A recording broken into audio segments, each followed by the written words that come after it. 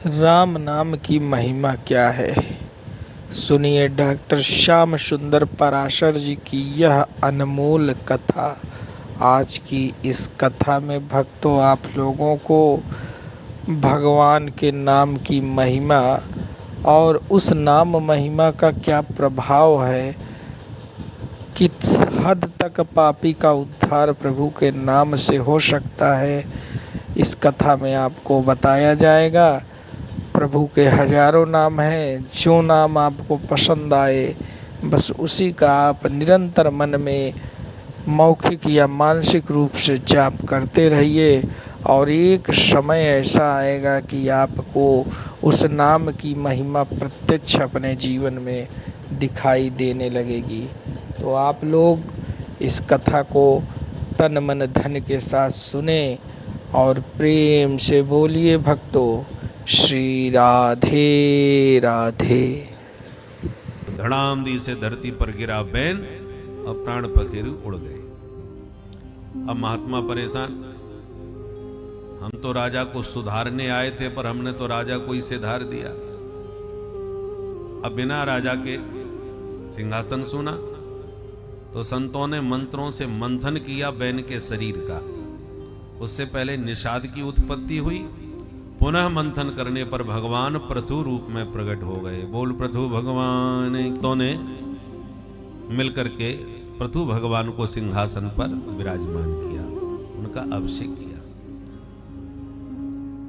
संतों को राजनीति से कोई लेना देना नहीं होता, पर जब राजनीति धर्म पर कुठाराघात करने लगे तो संतों को भी माला छोड़ के भाला उठाना पड़ता है। और संतों का दायित्व है, धर्माचार्यों का, कि धर्म विहीन दिशाहीन सत्ता को शोधित करके धर्मानुकूल सुशासन की प्रतिष्ठा करे। इसलिए संतों ने धर्मनिरपेक्ष सत्ता को उखाड़ करके रसातल में पहुंचा दिया बैन की, और धर्मानुकूल धर्मनिष्ठ भगवत स्वरूप साक्षात पृथु महाराज को सिंहासन पर प्रतिष्ठित कर दिया।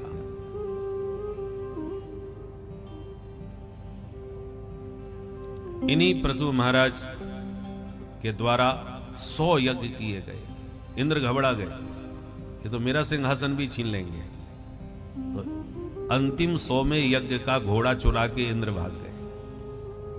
पृथु महाराज को क्रोध आया इंद्र पर। ब्राह्मणों ने कहा आप क्रोध न कीजिए, हमसे कहिए, हम ऐसा मंत्र पढ़ेंगे कि इंद्र को हवन कुंड में स्वाहा।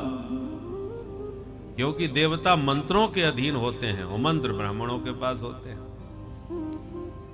दैवाधीनम जगत सर्वम मंत्राधीना च देवता ते मंत्रा ब्राह्मणाधीना तस्मात् ब्राह्मण देवता। ठीक है, तो पढ़ दो मंत्र। जो ब्राह्मणों ने मंत्रोच्चारण किया, इंद्र खिंचे चले आए मंत्र से और पकड़ के हवन में स्वाहा करने वाले थे कि ब्रह्मा जी प्रकट हो गए। ए भाई ब्राह्मण देवताओं, इंद्र को ही स्वाहा कर डालोगे क्या? ऐसा मत करो, देवताओं का राजा भाई। समझा बुझा करके ब्रह्मा जी ने पृथु को भी शांत किया, ब्राह्मणों को भी समझा दिया और इंद्र के प्राण बचा लिए। और इंद्र फिर भी माने नहीं, यज्ञ पूरा होने नहीं दिए। दूसरी बार इन्होंने क्या किया कि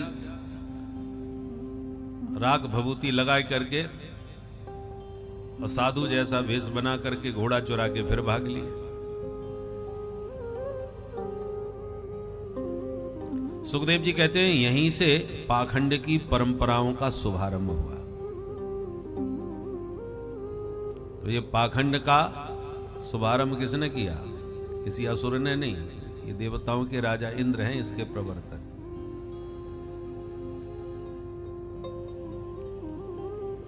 पृथु महाराज से भगवान बड़े प्रसन्न हुए। यज्ञ में प्रकट होके बोले, पृथु मांगो क्या चाहते हो हमसे। पृथु महाराज ने कहा, महाराज हमें तो 10,000 कान दे दो। 10,000 कानों का क्या करोगे भाई?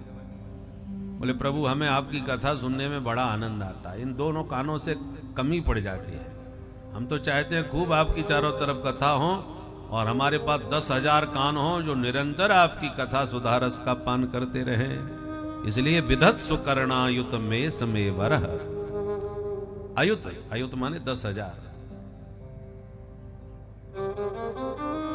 गोस्वामी जी ने संकेत दिया कि हम लोग तो, पृथु महाराज ने तो भगवान की कथा सुनने को कान मांगे, पर संसार में ऐसे भी लोग हैं जिनको दूसरों की चुगली निंदा सुनने में 10,000 कान भी कम पड़ जाते हैं। गोस्वामी जी ने ऐसे चुगलखोरों की भी वंदना करी। पुनि प्रणवं पृथुराज समाना, पुनि प्रणवं पृथुराज समाना, पुनि प्रणवं पृथुराज समाना, पुनि प्रणवं पृथुराज समाना, पर अघ सुनहि सहस दस काना, पर अघ सुनहि सहस दस काना, पर अघ सुनहि सहस दस काना, पर अघ सुनहि सहस, अघ सुनहि सहस, अघ सुनहि सहस। 10,000 कान लगा के लोग दूसरों की निंदा सुनते हैं।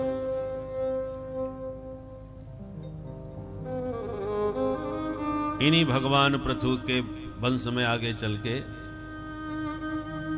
महाराज प्राचीन वरही हुए। प्राचीन वरही बहुत बड़े कर्मकांडी राजा थे, यज्ञ बहुत करते थे, पर यज्ञों में पशुओं की बलि चढ़ाते थे। एक दिन नारद जी ने डांटा। प्राचीन वरही ने कहा, शास्त्रों में ऐसा लिखा है महाराज, अमुक यज्ञ में अमुक पशु का बलिदान करना चाहिए। नारद जी बोले, देखो ये शास्त्र बड़े परोक्षवादी हैं, इनको समझने के लिए थोड़ी कुशल बुद्धि चाहिए। शास्त्रों में जो बात लिखी है वो किस अभिप्राय से लिखी है, क्यों लिखी है, उसको समझ करके उसका पालन करो। परोक्षवादः वेदोयम बालानाम अनुशासनम। जैसे माताएं बच्चों पर अनुशासन करती हैं। कैसे? बच्चा बीमार है, मां को दवा खिलानी है, और दवा के नाम से बच्चा भागता है, वो नहीं खाना चाहता है, तो मां फिर लोभ लालच देती है, देख बेटा तू जल्दी से आके दवा पी ले, मैं तुझे कानपुर के बढ़िया वाली मिठाई तिवारी जी के लड्डू खिलवाऊंगा। अब बच्चा मिठाई के नाम पर दवा खाने को तैयार हो जाता है, आंख मूंछ के नाक बंद करके कैसी भी करके गटक जाता है, क्योंकि मिठाई खाने को मिलेगी। तो जैसे मां बच्चे को दवा पिलाने के लिए मिठाई का लालच देती है, और जब दवा पी लेता है फिर मिठाई थोड़ी खिलाती है, मिठाई के नाम पे टहला देती है। क्योंकि मां का उद्देश्य केवल दवा पिलाने से है, मिठाई खिलाने में नहीं। वो कहती जरूर है।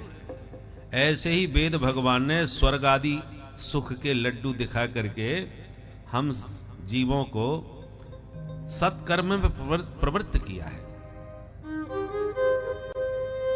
जैसे मांस, मथुरा, मांस, मदिरा और मैथुन में बहुत से मनुष्यों की बहुत अधिक रुचि है।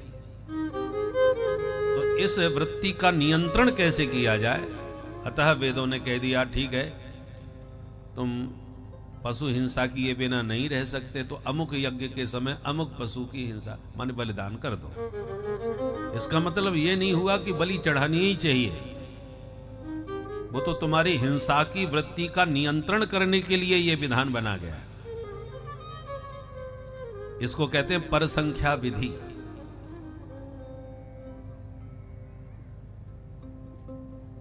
इसलिए वेदों के वास्तविक तात्पर्य को वही समझेगा जिसने विधिवत आचार्य के चरणों में बैठकर के इसका स्वाध्याय किया हो, समझा हो। नहीं तो अर्थ का अनर्थ करेंगे। जैसे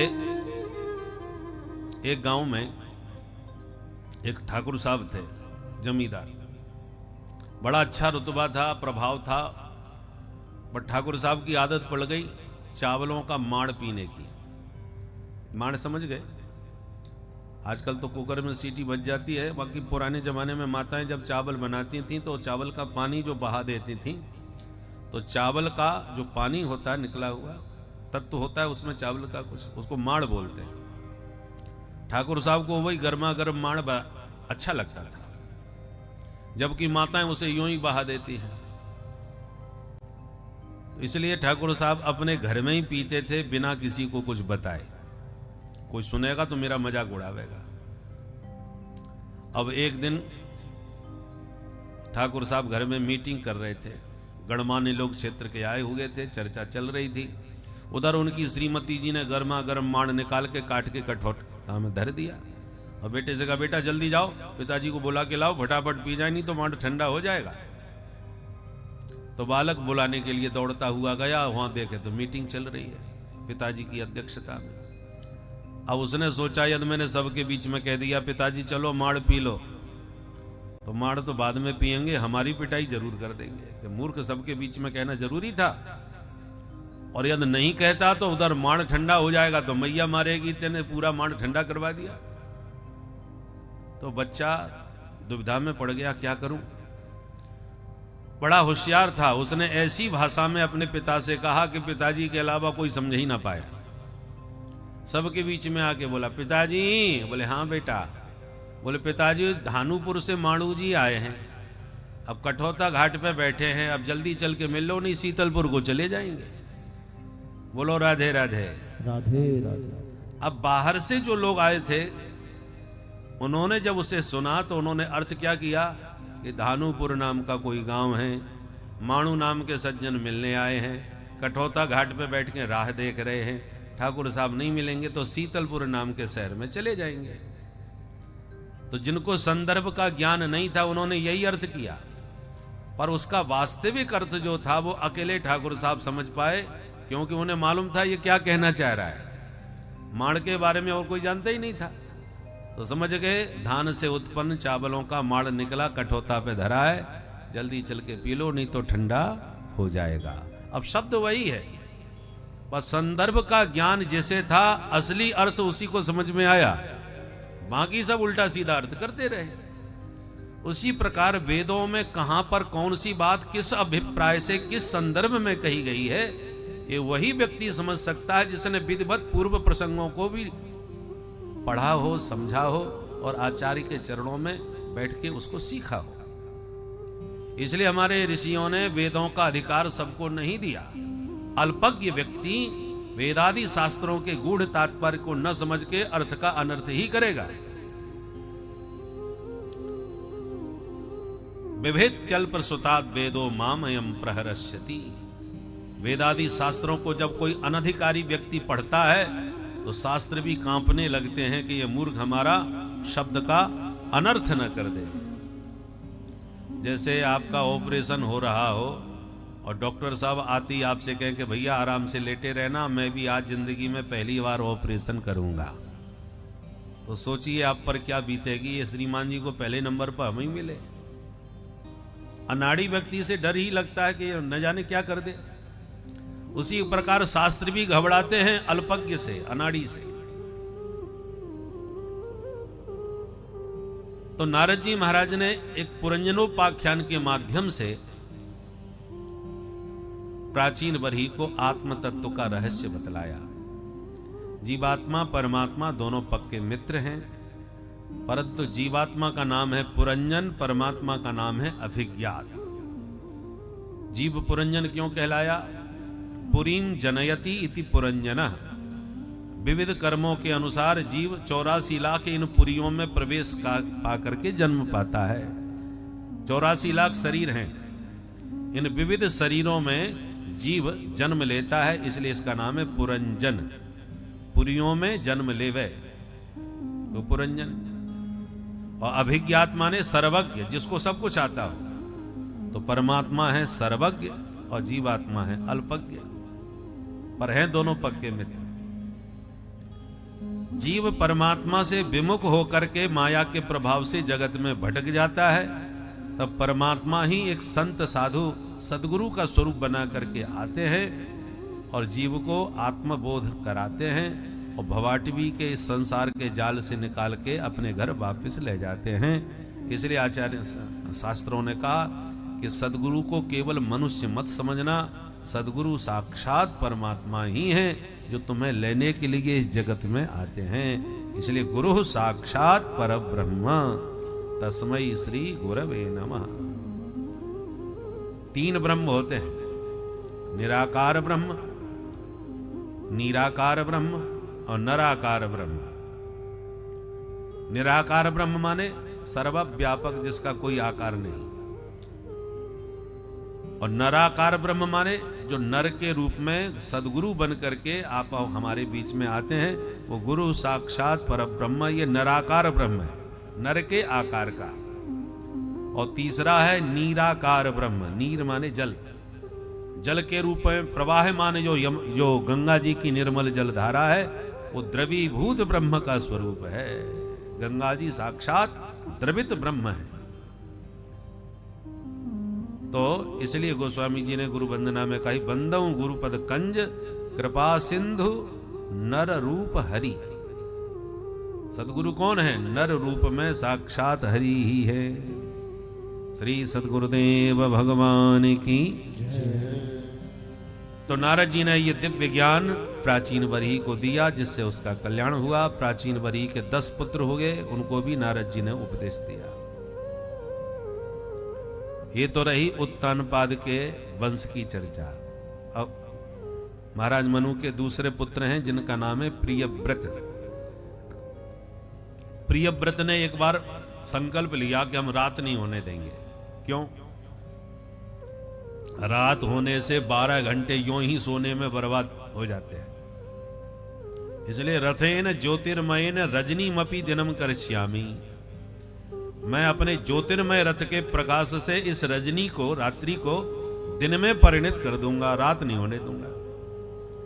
तो इन्होंने एक अलौकिक सूर्य के समान प्रकाशमान रथ का निर्माण किया और पृथ्वी की 7 परिक्रमा लगाई, तो 7 दिन तक धरती पर प्रकाश ही रहा, अंधकार नहीं हो पाया, रात्रि नहीं भई। 7 दिन का दिन। ब्रह्मा जी तो घबरा गए, भाग करके आए, अरे भाई प्रियव्रत ये गड़बड़ न करो, रात्रि हमने बनाई है लोगों को विश्राम देने के लिए। 2400 घंटे काम करे तो मशीन भी भुग जाएगी। ऐसे ही मनुष्य दिन भर काम करता है, तो रात मैंने बनाई है आराम करने के लिए। कोई भी प्रकृति की वस्तु व्यर्थ नहीं है, हर वस्तु का उपयोग है। रात्रि बुरी नहीं है। दिन भर के थके व्यक्ति रात में आराम करते हैं, और दुनिया सोती है तब संत जाग करके अपनी साधना करते हैं। तस्याम जागृति संयमी। और उसी रात के अंधेरे में चोर अपना काम करते हैं। तो रात्रि बुरी थोड़ी है, सब अपने अपने ढंग से, कोई उसका सदुपयोग करता है, कोई दोगे। महाराज भरत ने मृग को याद किया तो अगले जन्म में मृग बने, क्योंकि मृग में बहुत आसक्ति थी इनकी। आजकल लोगों की कुत्तों में बहुत आसक्ति हो रही।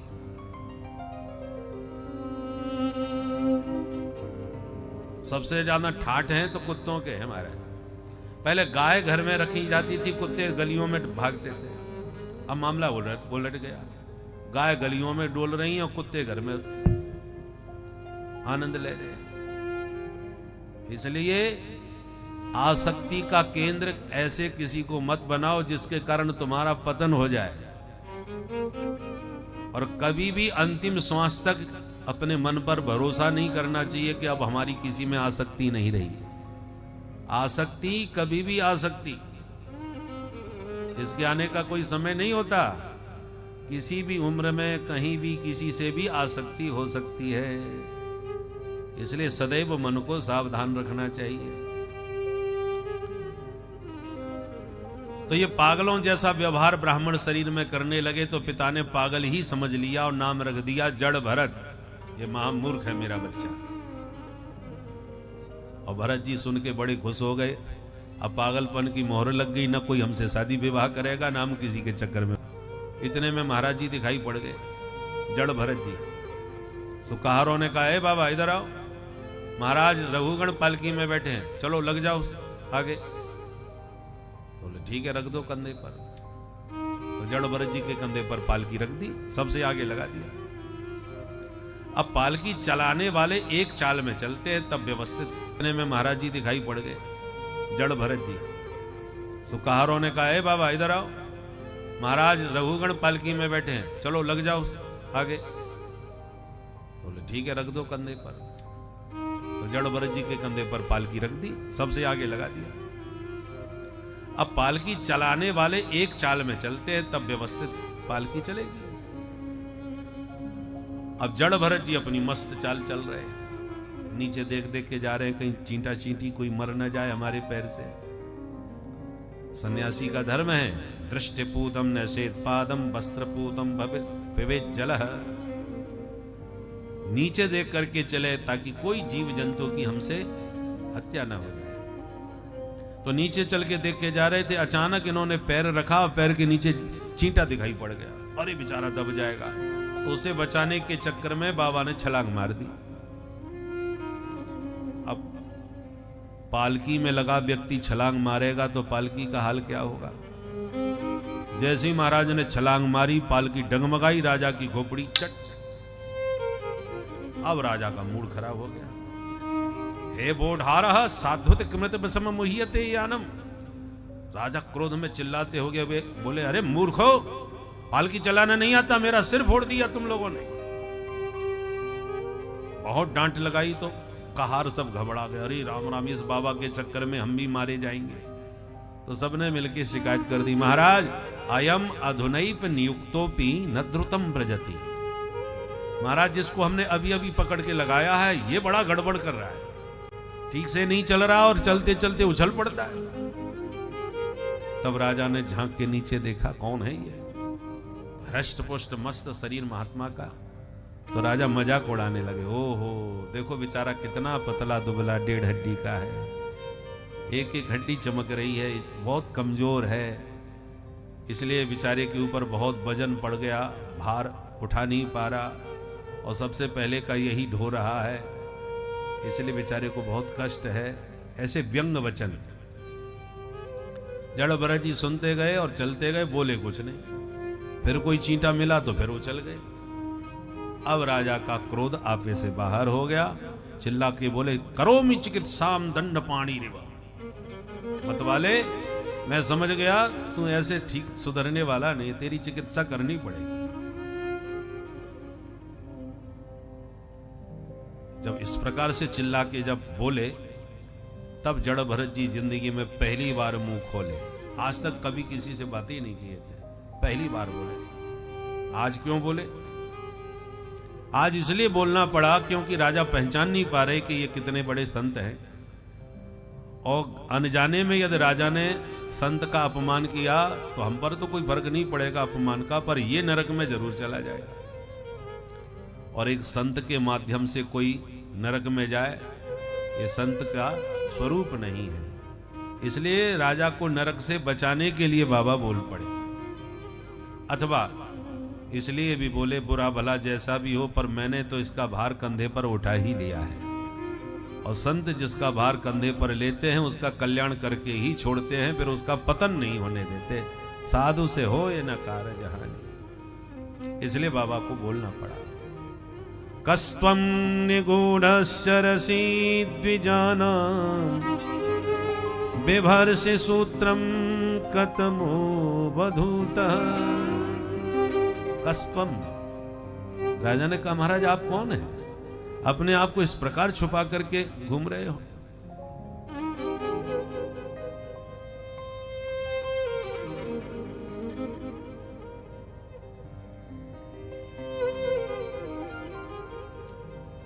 महात्मा ने कहा, राजन तुम्हारा भार मेरे ऊपर नहीं,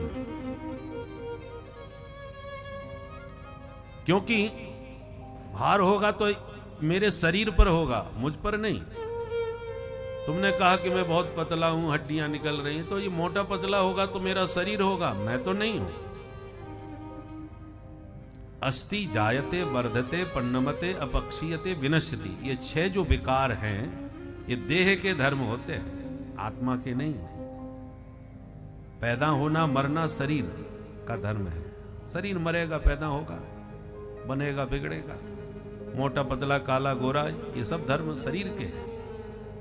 मुझ आत्मा के ऊपर इसका कोई भी प्रभाव नहीं, कष्ट होना, सुखी होना, दुखी होना, ये सब शरीर के धर्म है। मैं विशुद्ध आत्मा हूं जो इन समस्त द्वंद्वों से सर्वथा परे हूं। रहुगण के सुनकर के होश उड़ गए कि ये बाबा देखने में तो पागल जैसा लगता है, पर बातें बड़ी ऊंची कह रहा है। दोबारा ध्यान से देखा तो कंधे पर मोटा सा जनेऊ दिखाई पड़ गया। देखते ही राजा तुरंत पालकी से नीचे कूद पड़े और चरणों में गिर के बोले, महाराज आप तो कोई ब्राह्मण देवता प्रतीत होते हैं। निगूढ़श्च रसी, आप अपने को छुपा करके इस संसार में घूम रहे हो। कौन है, कृपा करके आप अपना परिचय दीजिए। क्योंकि मैं संसार में डरता किसी से नहीं, मुझे यदि डर लगता है तो केवल ब्राह्मणों के प्रकोप से।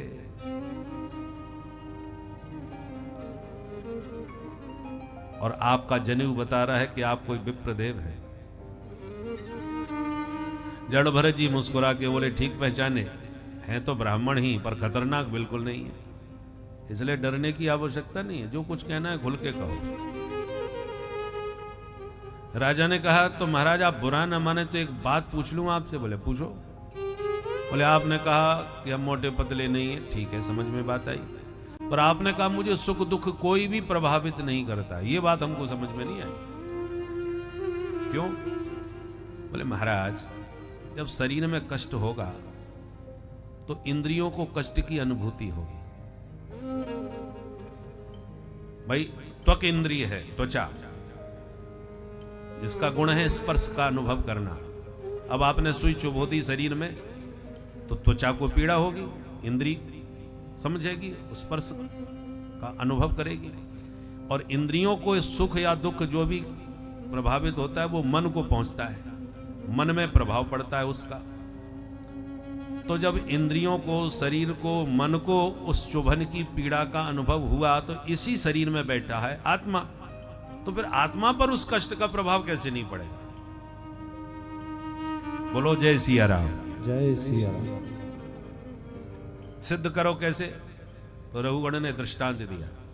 स्थाल्यग्नितापात् पयसोभिताप तत्ताप तस्तंडुल गर्भरंध्री। दृष्टांत दिया। देखो महाराज, चूल्हे पर आपने बर्तन रखा, बर्तन में पानी भर के चावल डाल दिए, तो पहले चूल्हे की आग बर्तन को गर्म करेगी। बर्तन गर्म होगा तो बर्तन में रखा पानी भी गर्म हो जाएगा, और पानी गर्म होगा तो पानी में पड़े चावल भी खदकते खदकते अंत में तंदुल गर्भरंध्री, चावल के भीतर तक अग्नि का प्रभाव पहुंचता है और चावल एकदम सिद्ध भात बन के तैयार हो जाता है। तो जैसे अग्नि की उष्णता का प्रभाव चावल के भीतर तक पहुंच गया, उसी प्रकार जब शरीर में कष्ट होगा, इंद्रियों में कष्ट होगा, मन को कष्ट होगा, तो आत्मा भी तो इस शरीर में ही है, पर उसे कष्ट कैसे नहीं होगा? रघुगण भी पढ़ा लिखा व्यक्ति था, सत्संग करता था, इसलिए गजब का तर्क किया। और तर्क सुन करके जड़ भरत जी हंसने लगे और बोले, राजन हो तो तुम महामूर्ख, पर विद्वानों के बीच बैठे बैठ के उनके सत्संग की बातें सुन सुन के आत्म तत्व की बातें करना तो बहुत सीख लिया, बाकी आत्मा के विषय में तुम कुछ नहीं जानते। अकोविदः कोविद वाद वादान, कोविद कहते हैं विद्वान को, अकोविद माने मूर्ख। तो विद्वानों जैसी बातें तो कर रहे हो, रघुगण तुम पर हो महामूर्ख। न सूर्यो ही व्यवहारमेनम तत्वामर्षेण सहा मनन्ति। क्योंकि राजन तुमने जो दृष्टांत दिया वो बिल्कुल गलत। कैसे? ये बड़ा शास्त्रार्थ है। जड़ भरत जी ने कहा, राजन तुमने बटलोही, अग्नि, पानी और चावल, इन सब का दृष्टांत देके आत्मा के ऊपर उसको घटाया कि जैसे चावल के भीतर तक अग्नि का प्रभाव पहुंच गया, ऐसे ही कष्ट का प्रभाव आत्मा तक पहुंचेगा। यही तो कहना चाहते हैं। पर राजन तुम्हारा दृष्टांत इसलिए गलत है क्योंकि जो तुमने दृष्टांत दिया है वो सब सावयव पदार्थ है। पानी, चावल, अग्नि, बर्तन, ये सब आप देख सकते हो, छू सकते हो, दिखाई भी पड़ते हैं और स्पर्श में भी आते हैं। और जिस आत्मा पर इस दृष्टांत को तुम घटा रहे हो वो आत्मा ना देख सकते हो आप, ना छू सकते हो। आत्मा का कोई अवयव नहीं होता, वो निरवयव तत्व है। और उस निरवयव तत्व आत्मा का सावयव पदार्थों से दृष्टांत दे के तुमने जो समझाया वो तुम्हारा दृष्टांत असंगत है, गलत। आत्मा तो आकाशवत निर्लेप और निराकार होता है। आकाश किसे कहते हैं? ये जो अवकाश है, खाली जगह, ये सब आकाश तत्व है। अब हम कहें कि तुम आकाश को पकड़ लो, तो क्या तुम आकाश को पकड़ सकते हो? पकड़ी वह वस्तु जाती है जो आकार हो, साकार हो। निराकार को कैसे पकड़ोगे? कोई ये कहे कि मैंने आकाश के टुकड़े टुकड़े कर दिए, तो क्या आकाश कट जाएगा तलवार से? कोई कहे मैंने आग लगा दी आकाश में, पूरा आकाश जला दिया, तो आकाश जल जाएगा क्या? ना आकाश गीला हो सकता है, ना जल सकता है, ना कट सकता है, न तुम्हारी पकड़ में आ सकता है, क्योंकि अवयव रहित तत्व है आकाश। बिल्कुल यही स्थिति आत्मा की है, परम सूक्ष्म है। इसलिए जैसे आकाश का कुछ नहीं बिगड़ सकता, ऐसे ही आत्मा का भी। नैनम छिन्दन्ति शस्त्राणि नैनम दहति पावकः। ऐसे आप आत्मा को न जला सकते हो, न काट सकते हो, क्योंकि वो अवयव रहित तत्व है। अब ये जो बात है कि कष्ट की अनुभूति हमें किस कारण से कैसे होती है, तो देखो, मन की अनुकूलता में हम प्रसन्न होते हैं और मन की प्रतिकूलता में हम दुखी होते हैं। बहकावे में न आए, मन ही सभी बंधनों का कारण होता है। मन वह चाबी है जिससे आप मोक्ष रूपी ताला खोल भी सकते हैं और बंद भी कर सकते हैं। इसलिए भक्ति में मन का बहुत ही बड़ा प्रभाव है। मन एक ही होता है।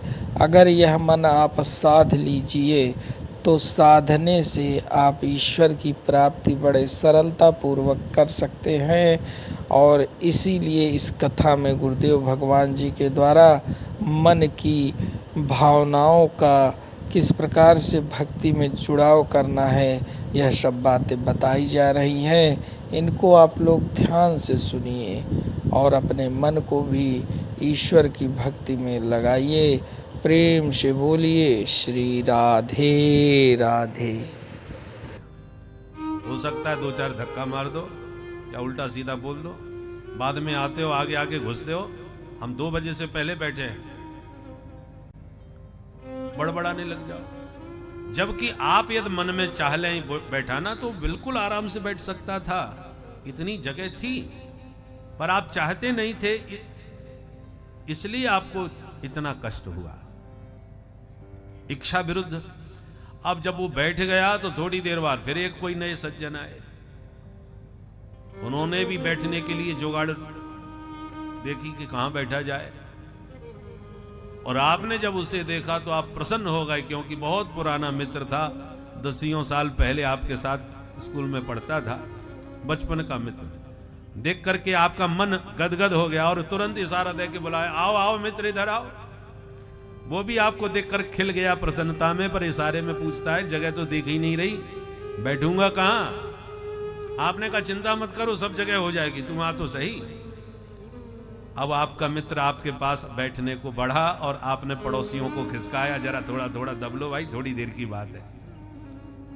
और हाथ पकड़ के मित्र को बैठाया तो मित्र बैठ तो गया, पर आधे से ज्यादा वजन आपके घुटने पर लाद दिया, क्योंकि बहुत थोड़ी सी जगह बनी और आपके घुटने पर अपना आधा से ज्यादा वजन रख करके बैठ गया। परंतु आपको कोई कष्ट नहीं है, बल्कि बड़ा हर्ष हो रहा है, आप बड़े गदगद हो रहे हैं। अब जरा विचार कीजिए, जिसको आप आराम से बैठा सकते थे, उसके बैठने पर आपको भयंकर कष्ट हो रहा था, और जिसको बैठाने की कोई जगह नहीं और जिसने अपना वजन आपके घुटने पर लाद रखा है, तो आपके शरीर को उसका वास्तव में कष्ट भी है, फिर भी आपको कष्ट हो नहीं रहा, बल्कि आप प्रसन्न और गदगद हो रहे हैं मित्र को पास बैठा करके। कारण क्या है कि पहले जो आया था उसका हमारे मन से कोई ममत्व नहीं था कि ये मेरा है, और उसमें ममता न होने के कारण उसका बैठना, और हम चाह भी नहीं रहे थे कि यहां बैठे, इच्छा विरुद्ध बैठ गया, इसलिए हमको बड़ा कष्ट हुआ। परंतु अब जो आया है वो एक कोई मेरा है, जिसको मैं अपना मानता हूं, मेरा मित्र है या कोई भी हो, जिसमें ममता होती है उसको, उसके लिए काम करने में मन बड़ा हर्षित होता है। मन जब प्रसन्न है तो शरीर में कदाचित कष्ट भी हो तो कष्ट का पता नहीं चलेगा, और यदि मन में ममता नहीं है, ममत्व का भाव नहीं है, तो उसके लिए थोड़ा भी काम करना हमको भारभूत लगने लगता है। कोई एरा गहरा कहे भैया जरा एक गिलास पानी पिला देना, अब घर में आके पानी मांग रहा है तो चलो ला के दिए देते हैं, परंतु मन भारभूत लगता है। कमर पे हाथ रख के ऐसे उठेंगे जैसे गोवर्धन उठाने जा रहे हो, ला रहे हैं भैया जरा रुको, शरीर में बहुत दर्द है। अब कोई अपना प्रियजन आ जाए तो देखो शरीर में कितनी फुर्ती आ जाती है। इसलिए मनः परम कारण मामनंती संसार चक्रम परिवर्तयेति। सुख और दुख का मूल हेतु मन है, इसी का बनाया हुआ सुख दुख का द्वंद है। इतना बढ़िया समझाया जड़ भरत जी महाराज ने, और अंत में कहा रघुगण तुम सत्संगी तो हो, परंतु अहंकार की पालकी में बैठ के रजोगुण में स्थित होकर के जाते हो, इसलिए तुम्हारे ऊपर उस सत्संग का प्रभाव नहीं। बिना महत पाद रजोभिषेकम, जब तक संत महापुरुषों की चरण रज को माथे से लगा के उसका अभिषेक नहीं करोगे, तब तक ये तत्व ज्ञान की बातें तुम्हारी बुद्धि में घुसने वाली नहीं है, ऐसा समझाया। और जड़ भरत जी की वाणी से रघुगण का कल्याण ही हो गया। बोल भक्त वत्सल भगवान की जय। इन्हीं प्रियव्रत के वंश के अंतिम राजा महाराज विरज हुए। अब बोलो परीक्षित क्या सुनना चाहते हो? परीक्षित बोले महाराज थोड़ा भूगोल खगोल के बारे में बताइए। अब सुखदेव जी महाराज ने 7 द्वीप और 7 समुद्रों का विस्तार पूर्वक वर्णन किया। 7 लोक नीचे और 7 लोक ऊपर, 14 भुवनों का वर्णन किया, शिशुमार चक्र का वर्णन किया, ग्रहों की गति का खगोल के अनुसार वर्णन किया, कौन ग्रह कितनी देर तक एक राशि का उपभोग करता है, ग्रहों के बारे में विस्तार से समझाया। पंचम स्कंद भूगोल खगोल से भरा हुआ है। पूरे ब्रह्मांड का वर्णन किया है। 7 लोक नीचे हैं, अतल बितल सुतल तलातल महातल रसातल और पाताल। ऊपर भी 7 लोक हैं, भू भुव स्व मह जन तप और सत्य। 14 भुवनात्मक संपूर्ण ब्रह्मांड नीचे से ऊपर तक 50 करोड़ योजन विस्तार का होता है। परीक्षित ने पूछा महाराज इस ब्रह्मांड में जो नरक होते हैं, पापी लोग जहां नरकों में जाके पाप दंड भोगते हैं, वो किधर है?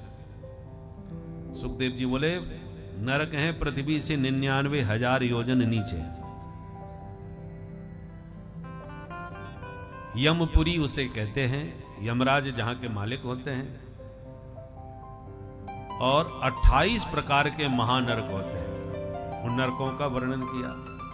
उन नरकों के नाम ही हैं तामिस्त्र, अंध तामिस्त्र, रौरव, महारौरव, कुंभीपाग, असिपत्रमन, सूकर मुख, लाला भक्ष, वैतरणी, पुयोध, प्राणरोध, वज्रकंटक, सालमिली, ये सब नरकों के नाम हैं।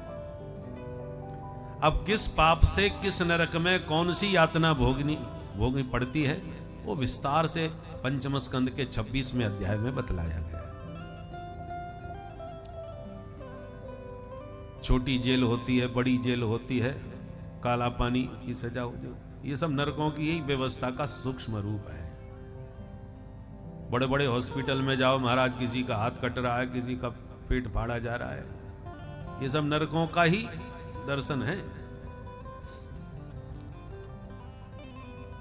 परीक्षित ने कहा महाराज ये नरक तो बड़े खतरनाक होते हैं, इनसे बचने का कोई उपाय हो वो बताओ आप तो हमें। सुखदेव जी बोले बचने का भी उपाय है। क्या? देखो परीक्षित, नरकों को एक तरह से धोबी घाट समझो। आप जब कपड़े पहनोगे तो गंदे हुए बिना नहीं रहेंगे। अब साफ तो करने के एक ही तरीका है, या तो साबुन लेके खुद साफ करो, नहीं है फुर्सत तो धोबी घाट पर भेज दो। कपड़े को साबुन से स्वयं आप साफ करोगे तो आराम से धो करके साफ हो जाएगा। और धोबी घाट पर कहीं भेज दिया तो धोबी धुलाई तो करेगा पर कपड़े की धुनाई भी खूब करेगा। धोबी कपड़े पर दया नहीं करता, अच्छी तरह से धोता है। तो ये शरीर भी वस्त्र है, इसमें पाप का दाग लगेगा तो प्रायश्चित का साबुन लगा के आपको साफ करना पड़ेगा। आप कर लो हाथ से प्रायश्चित तो ठीक, नहीं करोगे तो बैठे हैं यमराज सफाई करने के लिए धोबी घाट बना करके अच्छी तरह सफाई करते हैं। परीक्षित ने कहा महाराज तो एक एक पाप का एक एक प्रायश्चित हम कब तक करें और कहां किससे पूछें, ये तो झंझट वाली बात है। आप तो कोई एक बढ़िया सा प्रायश्चित ऐसा बता दो जिससे संसार के सारे पाप साफ हो जाए, ऐसा साबुन बताओ। सुखदेव जी कहते हैं अच्छा तो नोट करो। के चित केवल या भक्त्या वासुदेव परायणा अघम धुनवंती कास्नेन निहार भास्कर। सुखदेव जी कहते हैं परीक्षित, अंधकार को दूर करने के लिए कोई दिया जलाता है, कोई बल्ब जलाता है, पर संपूर्ण अंधकार तो तभी जाता है जब प्रचंड मार्तंड भुवन भास्कर सूर्य का उदय हो जाता है। बिनु रवि रात न जाए, सूर्य की किरणों के बिना ही रात नहीं जा सकती। उसी प्रकार पापों के भी प्रायश्चित हैं। चांद्रायण व्रत करो, कृच्छ्रायण व्रत करो, ये भी पापों के प्रायश्चित हैं। पर सबसे बढ़िया प्रायश्चित है भगवान नाम संकीर्तन। भगवान का नाम रूपी प्रचंड मार्तंड जब प्रकट होता है तो जन्म जन्मांतर के, कल्प कल्पांतर के, युग युगांतर के जीव के जितने पाप पुण्य हैं सब ध्वस्त विध्वंस हो जाते हैं। परीक्षित ने पूछा महाराज आज तक किसी पापी के पाप प्रभु के नाम से कटे? बोले हाँ बिल्कुल। तो बताओ किसके कटे? तब सुखदेव जी ने एक इतिहास का प्रसंग सुनाया। कान्य कुब्जे दुजक कश्चित दासी पति रजा मिलह नामना नष्ट सदाचारो दास्या संसर्ग दूषितः। एक ब्राह्मण था, नाम था उसका अजामिल। अजा माने माया, और माया में जो पूरी तरह मिल चुका है ऐसा अजामिल। ब्राह्मण था, उत्तम कुल में जन्म भी हुआ, पढ़ा लिखा विद्वान भी था। पर एक बार जंगल में समिधा लेने गया और लकड़ी बीनते इसने एक स्वैरणी वैश्या को किसी पुरुष के साथ विहार करते देखा। उस सुंदरी के सौंदर्य पर इतना व्यामोहित हो गया कि अपना घर परिवार पत्नी पुत्र सबका परित्याग करके उसी सुंदरी के पास चला गया। उसी के साथ रहने लगा और उसी के साथ रहते रहते 10 बच्चों को पैदा किया। सबसे छोटे बच्चे का नाम इसने एक संत के कहने पर नारायण रख लिया। अब अजामिल का सबसे छोटे पुत्र नारायण में बहुत प्रेम हो गया, होता भी है छोटे बच्चों के प्रति। अब अजामिल के मृत्यु का समय आया, मरने का समय हुआ तो काले काले यम के दूत पापी अजामिल को लेने आ गए। अजामिल उन यमदूतों को देख के डर गया, घबरा गया और जोर से चिल्लाया, बेटा नारायण बचाओ। उसका बच्चा थोड़ी दूर पे खेल रहा था। दूरे क्रीडन का सक्तम पुत्रम नारायणा वयम प्लावितेन स्वरोणोच्चैः आजुहाव कुलेन्द्रिय आजुहाव कुलेन्द्रिय। जब पूरी शक्ति के साथ इसने बुलाया कि बेटा नारायण बचाओ, तो भगवान के पार्षदों के कान में ये आवाज पड़ी तो सब बोले, अरे भैया हमारा भक्त, प्रभु का भक्त कोई संकट में पड़ गया। नारायण, 4 अक्षर थे, 4 चतुर्भुज पार्षद प्रकट हो गए और जो यमदूत अजामिल को पकड़ रहे थे उनमें वो धक्का मारा कि दूर गिरे। यम के दूत एकदम तिल मिला के खड़े हुए और बोले, क्यों भाई, तुम 4 चमकीले चमकीले कहां से चले आए और हमको धक्का क्यों मारा? विष्णु दूतों ने कहा, पहले तुम बताओ, तुम काले कलूटे कहां से आए हो?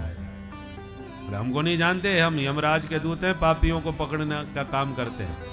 ये महापापी था इसलिए पकड़ने आए हैं। विष्णु दूतों ने कहा, तुम अभी इनकी महिमा जानते नहीं हो। श्री सद्गुरुदेव भगवान की पूज्यपाद श्री स्वामी जी महाराज की जय। नारायण नारायण नारायण श्रीमन नारायण नारायण नारायण श्रीमन नारायण नारायण नारायण श्रीमन नारायण नारायण नारायण श्रीमन नारायण नारायण नारायण श्रीमन नारायण नारायण नारायण श्रीमन नारायण नारायण नारायण श्रीमन नारायण नारायण नारायण श्रीमन नारायण नारायण नारायण श्रीमन नारायण नारायण नारायण श्रीमन नारायण नारायण नारायण श्रीमन नारायण नारायण नारायण श्रीमन नारायण नारायण नारायण श्रीमन नारायण नारायण नारायण श्रीमन नारायण नारायण नारायण श्रीमन नारायण नारायण नारायण श्रीमन। बोल भक्त वत्सल भगवान की जय। तो विष्णुदूत और यमदूतों में झगड़ा हो गया। विष्णुदूत कहते हैं, अरे यमदूतों, तुम अभी हमारे प्रभु के नाम की महिमा से अपरिचित हो। सांकेत्यम पारिहास्यम वा स्तोभम हेलन में बबा वैकुंठ नाम ग्रहणम अशेषागहरम विदु। हमारे प्रभु का नाम कोई संकेत में भी ले,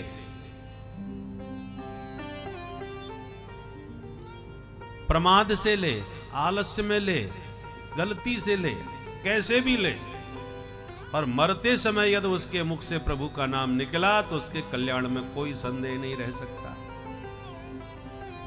क्योंकि वस्तु शक्ति ज्ञान की अपेक्षा नहीं रखती। उदाहरण से देखिए, बिजली के तार में करंट होता है। अब किसी को ज्ञान हो या न हो, पर जिसने भी छुआ करंट तो लगेगा।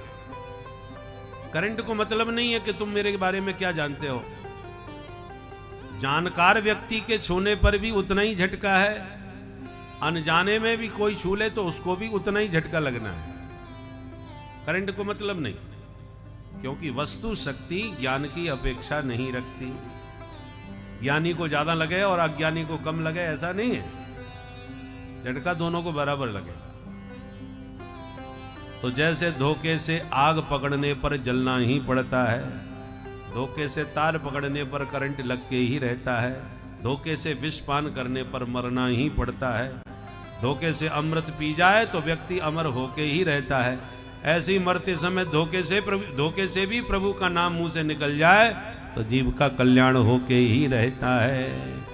क्योंकि प्रभु के नाम में जो तारक शक्ति है, उस तारक शक्ति का तुम्हें ज्ञान हो या न हो, परंतु यदि आपने प्रभु का दिव्य नाम लिया है तो कल्याण में कोई संदेह नहीं रह सकता।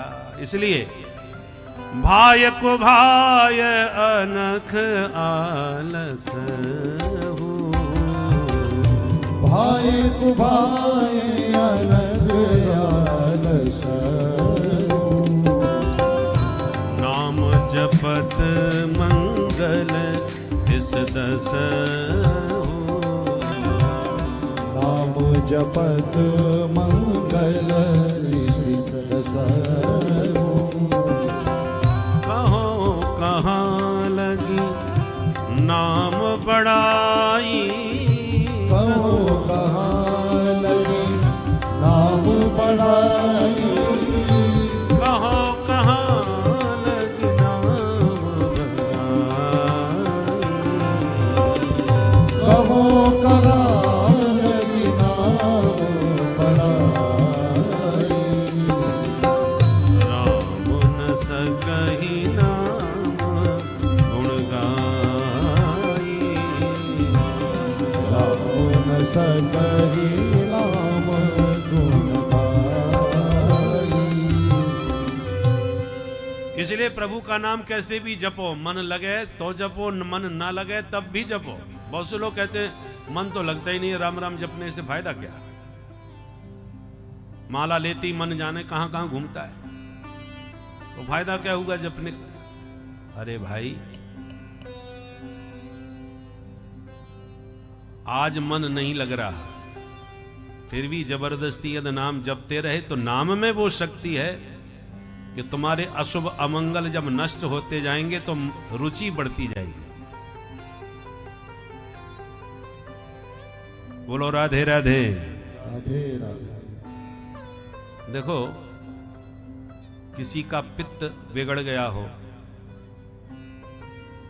पित्त रोगी को मिश्री खिलाओ, उसे कड़वी लगेगी, थूकने लगेगा।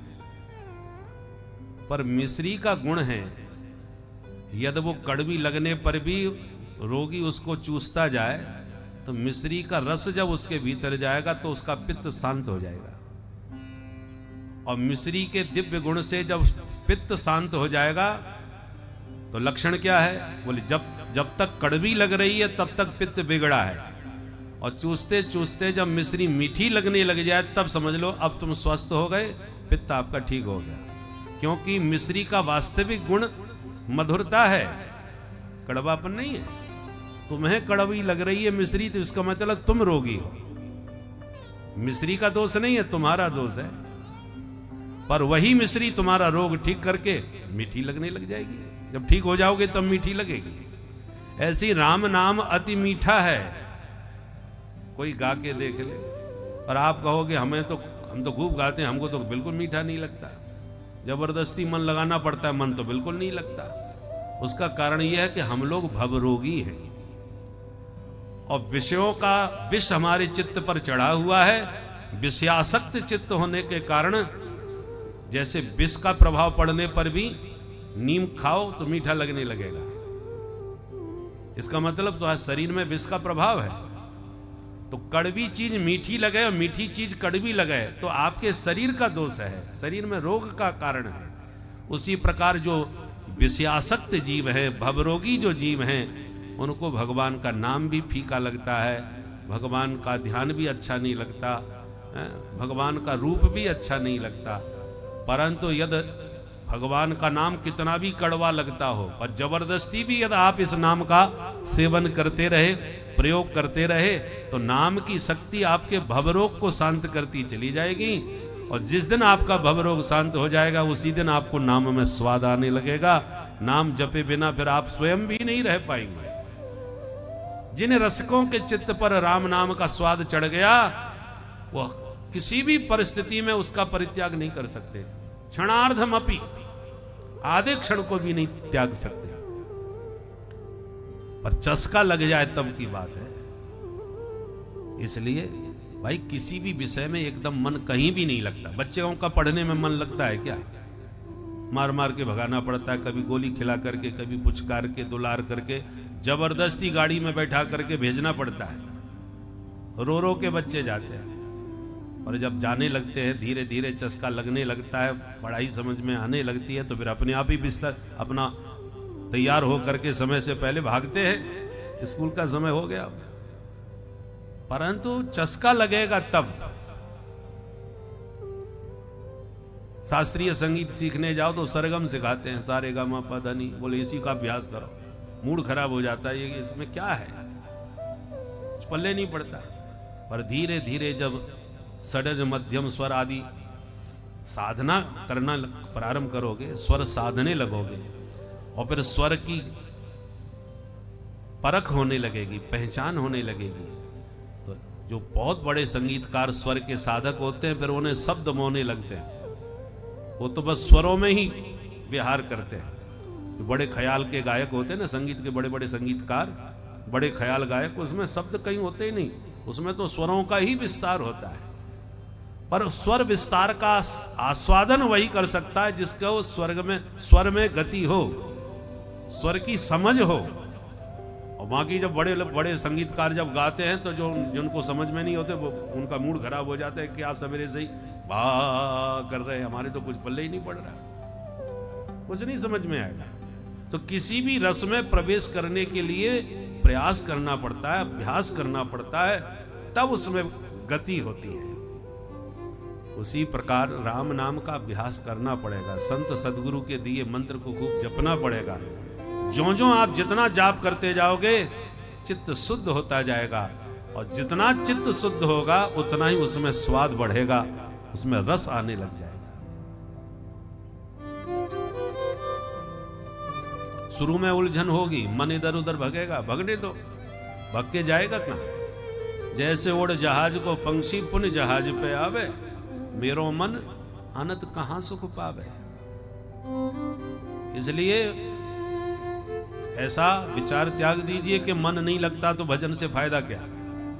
फायदा होगा, धीरे धीरे होगा भाई। आपने अपना मकान बंद कर दिया चारों तरफ से और चले गए विदेश, और साल 2 साल बाद आए, तो कितना भी चमका के मकान आप जाओ, और जब लौट के साल 2 साल बाद आओगे तो धूल मिट्टी आपको लगी मिलेगी घर में। और जितने विलंब से आप मकान खोलोगे उतनी ही धूल ज्यादा मिलेगी। अब मकान तो साफ करना है रहने के लिए। अब जब पहली बार आप लौट करके झाड़ू मारोगे तो भयंकर धूल उड़ेगी, नाक में आंख में जाएगी, छींक आएगी, परेशानी होगी, उलझन होगी। पर क्या उलझन से आप मकान को साफ नहीं करोगे? करना पड़ेगा, रहना है तो नाक बंद करके या मुंह बांध करके कैसे भी झाड़ू मारो, उड़ रही है तो उड़ने दो। पर जितनी धूल आज पहली बार उड़ी उतनी कल नहीं उड़ेगी, परसों और कम हो जाएगी। और ऐसी निरंतर झाड़ू लगती रही तो एक दिन मकान फिर ज्यों का त्यों चमकने लग जाएगा। तो धूल उड़ रही है इसका मतलब सफाई हो रही है।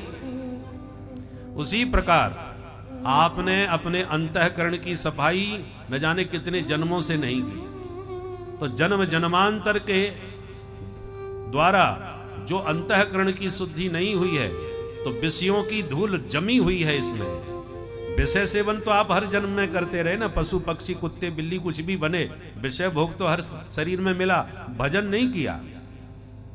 पर विषयों की जो लंबी परत जमी हुई है अब आपके चित्त पर, तो आप जब पहली बार भजन की बुहारी लगाओगे तो वो विषयों में की जो धूल है वो उड़ेगी, और तुम्हारा मन इधर उधर उड़ेगा जहां तुमने उसे उड़ाया है।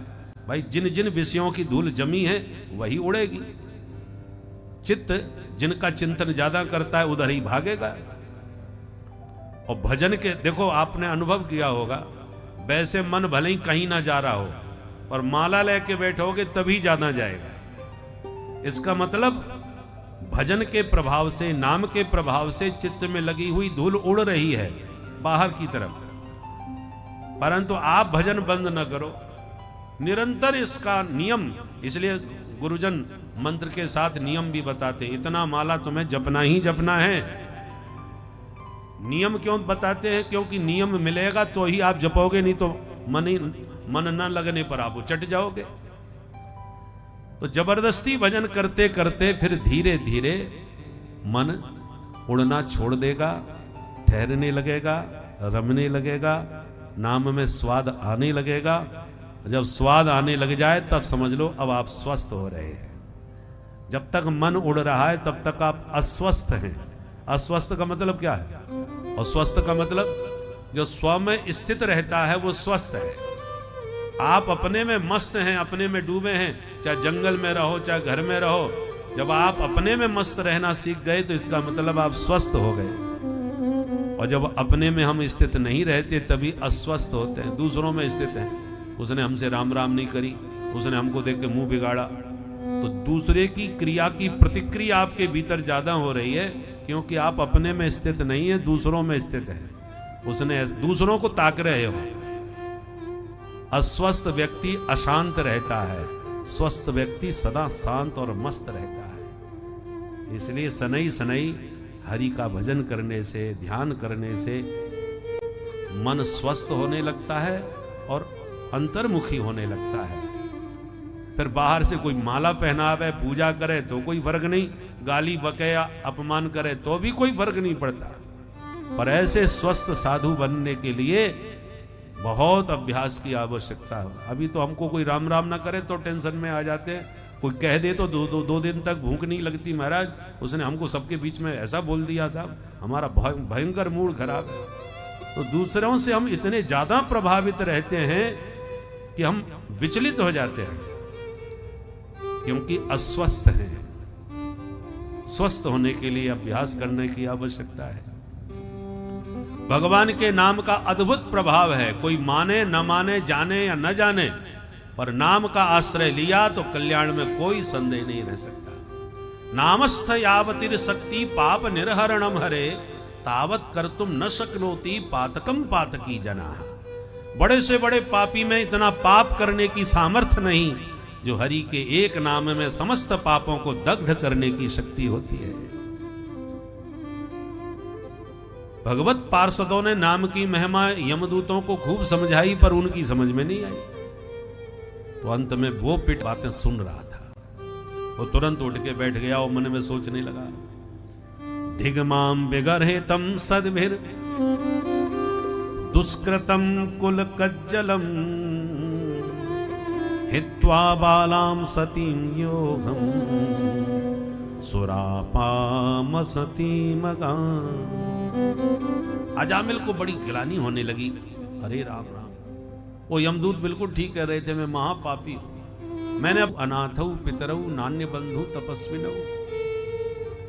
आत्मक ग्लानि पश्चाताप से भरा हुआ अजामिल को वैराग्य हो गया कि भगवान जाने मुझे प्रभु ने किस करुणा कृपा से अवसर दिया संभलने का।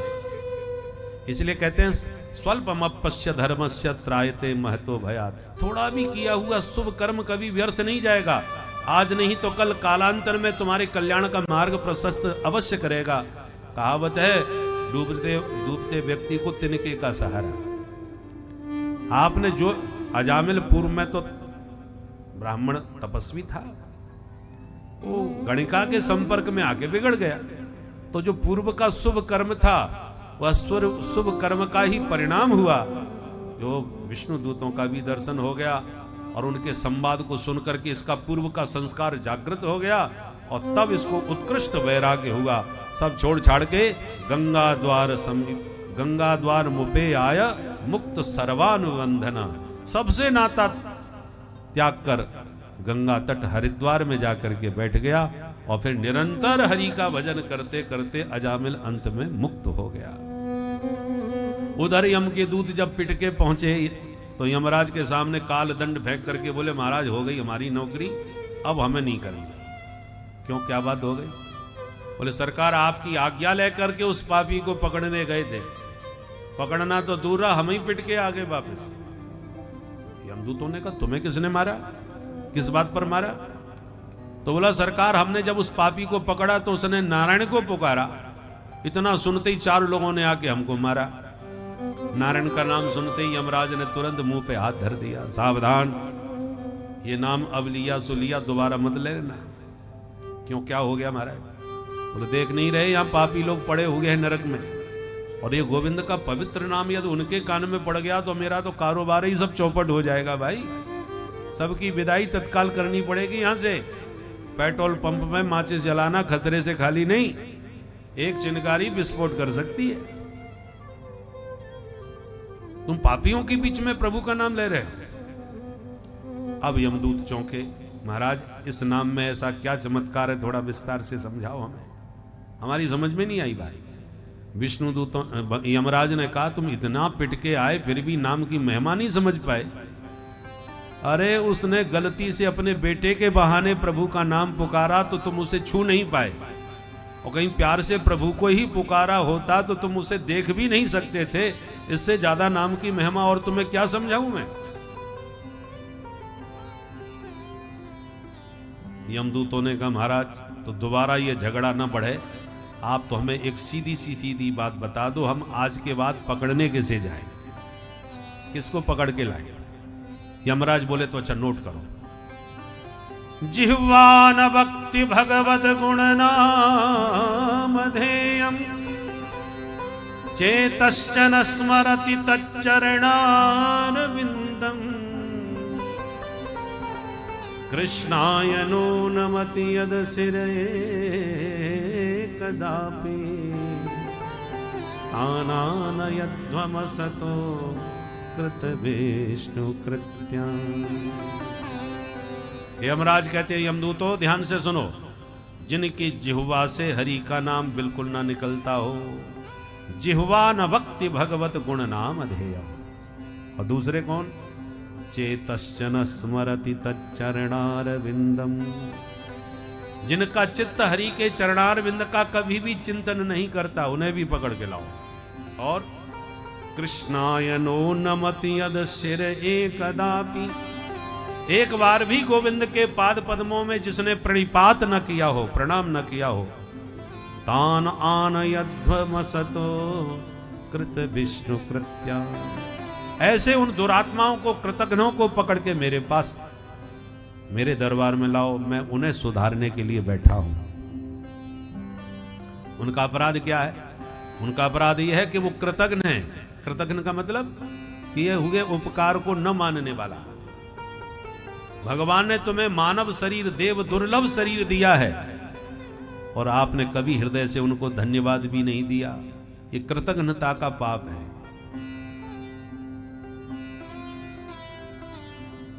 भाई कोई आपको घड़ी पहना दे तो आप बड़े प्रसन्न होकर धन्यवाद देते हैं, बढ़िया कीमती घड़ी आपने हमको गिफ्ट दी, बहुत बहुत धन्यवाद।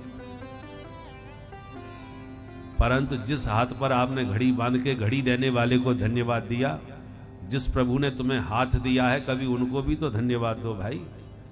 भगवान ने हाथ तुम्हें न दिया होता तो घड़ी बांधते कहां आप? प्रभु ने जो दिया है वो कोई नहीं दे सकता। इस संसार में प्रभु ने यह जो मानव जीवन दिया है, इससे बढ़कर कोई चीज नहीं हो सकती। मानव जीवन ही इस संसार का सबसे अंतिम और प्रभावशाली सत्य है, जो कि इंसान को ईश्वर की तरफ ले जाता है, ईश्वर का मार्ग प्रशस्त करता है। उस नगरी में इसी शरीर के माध्यम से ही प्रवेश मिल सकता है, क्योंकि इसी के कर्म जो है हमें उस नगरी के द्वार तक पहुंचा सकते हैं। तो इस मानव तन का, जो कि देव दुर्लभ भी है, इस हीरे जन्म को आप न गंवाइए।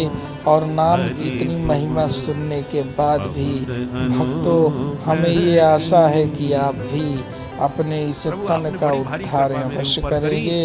अपने मन को राम नाम की माला जरूर जपवाएंगे। तो इसी के साथ भक्तों, हम अपनी वाणी को विराम देते हैं। बची हुई कथा को आप सुने और रस भक्ति रस में भगवान ने ये मानव शरीर दिया है। आपने अपने प्रेम से शुभ कर्मों से नहीं, बल्कि हरि की कृपा से इस शरीर को प्राप्त किया। तो जितनी कीमती गिफ्ट मिले उतना ही हृदय से धन्यवाद देना चाहिए। तो भगवान ने आपको देव दुर्लभ शरीर दिया, तो क्या आपका कर्तव्य नहीं कि प्रभु के प्रति कृतज्ञता प्रकट करें? और जो नहीं करते वो कृतघ्न हैं, और कृतघ्नता बहुत बड़ा पाप है। उसी पाप का दंड देने के लिए यमराज कहते हैं कि हम बैठे हैं, उस पापियों को हमारे पास। सुखदेव जी कहते हैं, परीक्षित, यह प्रसंग मुझे कुंभज ऋषि ने मलय पर्वत के शिखर पर ठाकुर जी की सेवा करते करते सुनाया था, जो प्रसंगवश आज परीक्षित मैंने तुम्हें सुना दिया। इतिहासमिमं गुह्यं भगवान कुंभ संभव कथयामास मलय आसीनो हरिमर्चयन। ये कथा की प्रामाणिकता प्रस्तुत करी कि मनगणंत कहानी में समझने कुंभज ऋषि के द्वारा कहा हुआ प्रसंग मैंने तुम्हें सुनाया है परीक्षित। ये प्रामाणिक कथा है, मनगणंत न समझना। अब यहां एक प्रश्न उठता है, क्या सचमुच एक बार नाम लेने से सारे पाप कट जाते हैं? और कट जाते हैं एक बार नाम लेने से, तो हम तो रोज राम राम जप रहे हैं, हमारे पाप क्यों नहीं कटे? उसका एक कारण है, नाम लेते ही सारे पाप भस्म हो जाते हैं, इसमें किंचित कोई संदेह नहीं। सावधानी इतनी है कि नाम लेने के बाद फिर कोई पाप न बने, तो एक नाम ही आपको तारने के लिए पर्याप्त है।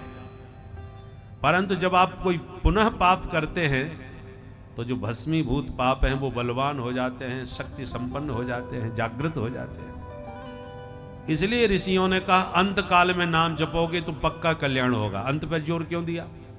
कदाचित आपने ठोकर लगी और ठोकर लगते ही हे राम कहा और आपके प्राण निकल गए, गिर के मर गए।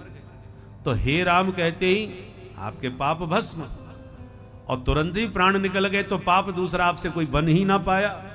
तो जो भस्म हो गए हैं उनको बलवान होने का अवसर ही नहीं मिल पाया, और अंत में कहने से एक बार से ही आपका कल्याण हो गया। तो आप कहोगे तो फिर अभी से क्यों परेशान रहे, जिंदगी भर मौज करेंगे, अंत में मरते समय राम कह के छुट्टी कर देंगे। बोले ये असंभव है। जिसने जीवन में भजन नहीं किया वो लाख कोशिश कर ले, अंत में उसके मुंह से नाम निकलेगा ही नहीं। एक बुढ़िया थी, सांस उखड़ रही थी, मरने वाली थी। बच्चे कथा सुन के जब पहुंचे तो घेर के बोले दादी जी राम राम जपो, कल्याण हो जाएगा, महाराज जी बता रहे थे,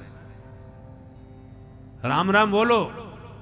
बुढ़िया बोली बेटा मुंह पे बोलो ना जाए।